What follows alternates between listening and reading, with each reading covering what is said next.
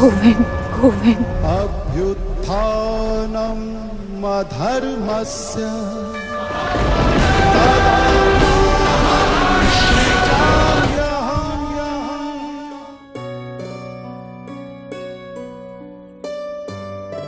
आप सबको मेरा प्रणाम और हार्दिक अभिनंदन। स्वागत है विश्व शांति दर्शन के मंच पर, जिसकी संकल्पना का श्रेय जाता है विश्वधर्मी विश्व शांति के पुजारी प्रोफेसर डॉक्टर विश्वनाथ दा कराड जी को। पिछले कुछ समय से मैं आपको महाभारत काल की वो कहानियां सुना रहा हूं जो ज्यादातर अनकही और अनसुनी है। आपने महान योद्धा बर्बरीक की कहानी सुनी, हस्तिनापुर का महाभारत युद्ध के बाद क्या हश्र हुआ ये जाना, शरशैया पर पड़े भीष्म के श्री कृष्ण के साथ हुए संवाद को सुना। आज प्रस्तुत है महाभारत के एक अन्य पात्र विकर्ण की कहानी। विकर्ण कुरु सम्राट धृतराष्ट्र एवं गांधारी का 19वां पुत्र था। महाभारत में दुर्योधन और दुशासन के अतिरिक्त केवल विकर्ण ही था जिसकी प्रसिद्धि अधिक है। अन्य कौरवों के बारे में लोग ज्यादातर नहीं जानते हैं। वैसे तो युयुत्सु भी धृतराष्ट्र का एक प्रसिद्ध पुत्र है, किंतु दासी पुत्र होने के कारण उसे वो सम्मान नहीं मिला जिसका वो अधिकारी था। हालांकि कौरवों में केवल युयुत्सु ही ऐसा था जो महाभारत के युद्ध के बाद जीवित बच गया था। कौरवों में विकर्ण ही ऐसा था जो अपने अच्छे चरित्र के कारण जाना जाता था। कहते हैं कि सभी कौरव बचपन में सच्चरित्र ही थे, किंतु दुर्योधन और दुशासन की संगति के कारण वे सभी उनके समान अधर्मी हो गए। लेकिन उनमें केवल विकर्ण ही एक ऐसा था जिसने अपने चरित्र और विचार को कभी गिरने नहीं दिया। महाभारत में बचपन में विकर्ण द्वारा दुर्योधन को भीम से द्वेष न रखने की सलाह देने का वर्णन भी मिलता है। इसके अलावा भी विकर्ण दुर्योधन को समय समय पर उपयुक्त सुझाव देता रहता था। दुर्योधन भले ही अहंकारी था, किंतु अपने भाइयों से बहुत प्रेम करता था। दुर्योधन द्वारा उसके किसी भी भाई के प्रति किसी भी प्रकार के द्वेष का वर्णन महाभारत में नहीं मिलता है। वो चाहे अपने भाइयों की बातों पर अमल ना करता हो, किंतु उनके सुझावों को महत्व अवश्य दिया करता था। कौरवों में से केवल विकर्ण ही ऐसा था जिसने बार बार दुर्योधन को पांडवों के साथ संधि कर लेने का परामर्श दिया था। हालांकि उसकी इस बात को किसी ने भी महत्व नहीं दिया। द्रौपदी स्वयंवर में भी विकर्ण दुर्योधन के साथ उपस्थित था। अन्य कौरवों के साथ विकर्ण की शिक्षा भी पहले कृपाचार्य और फिर बाद में द्रोणाचार्य गुरु के साथ संपन्न हुई। वैसे तो विकर्ण कई प्रकार के अस्त्र और शस्त्र के संचालन में निपुण था, किंतु उसकी कुशलता धनुर्विद्या में अधिक थी।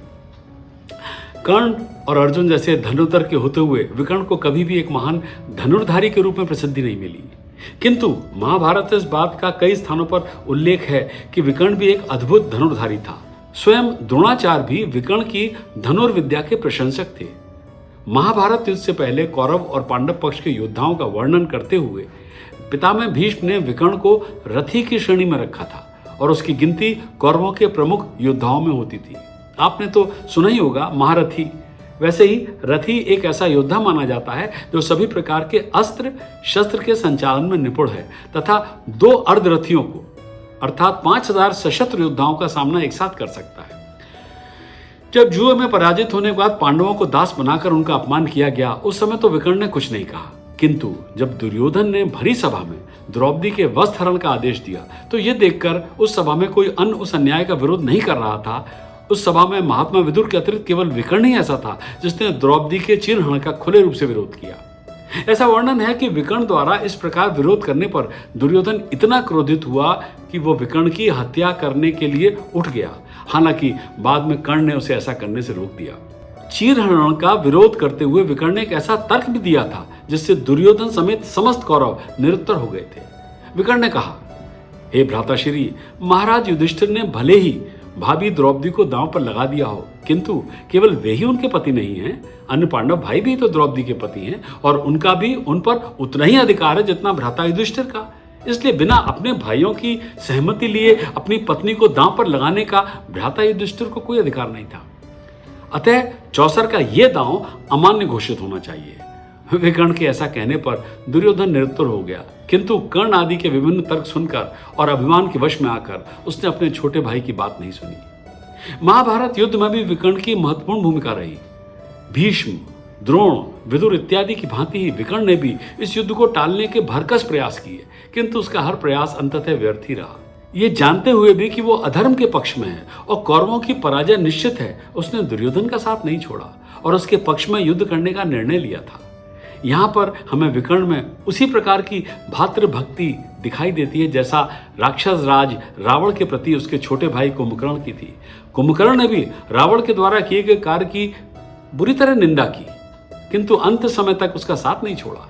वहीं दूसरी ओर दुर्योधन के एक अन्य भाई युयुत्सु की तुलना विभीषण से की जा सकती है, जिसने धर्म के लिए अपने भाई का साथ छोड़ दिया। युद्ध के चौथे दिन विकर्ण ने अभिमन्यु को रोकने का प्रयास किया और दोनों में घोर युद्ध हुआ।